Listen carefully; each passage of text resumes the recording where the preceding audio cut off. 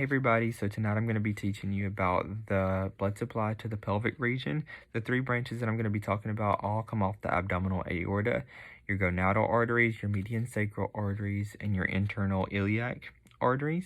So your gonadal arteries branch pretty high off the abdominal aorta around the SMA under the renal arteries, and they descend all the way through your abdomen to reach those gonads. The ovarian artery will eventually meet up with the suspensory ligament and supply the ovaries, and then the testicular artery will descend through the abdomen to the inguinal canal, meet up with the spermatocord, and travel down to the scrotum to supply the testes. The next one is the median sacral artery, and it travels down the midline of your sacrum and feeds those sacral vertebrae along with the lumbar vertebrae, your coccyx, and also your posterior rectum. Now the last one that I'm going to talk about is the internal iliac. So your abdominal aorta bifurcates into an external and an internal iliac. The external eventually will turn into the femoral artery, and the internal iliac has two divisions, an anterior and a posterior. So the anterior has a bunch of branches, but they're variable on the order that they are. So you've got an umbilical, which closes after birth, an obturator, which exits through the obturator canal, through the obturator foramen, right there above obturator internus.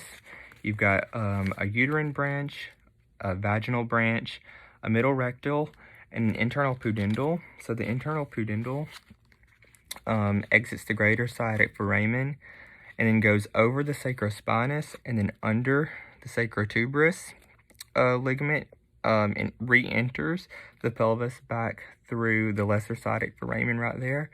And it runs parallel to the pudendal nerve, and they both give innervation and blood supply to your perineum. And then you've got your inferior gluteal nerve, which also exits the greater sciatic foramen underneath the piriformis. So your posterior division, they're all parietal branches, and you've got three of them. You've got an iliolumbar and a lateral sacral, and together those two work together to feed the wall of the pelvis. And then you've got your superior gluteal artery, which also exits out of the greater sciatic foramen, but this time it's going to be above your piriformis muscle, and it supplies a bunch of your muscles and the gluteal region in the back. Enjoy this because I worked hard on it, and I'm keeping it forever.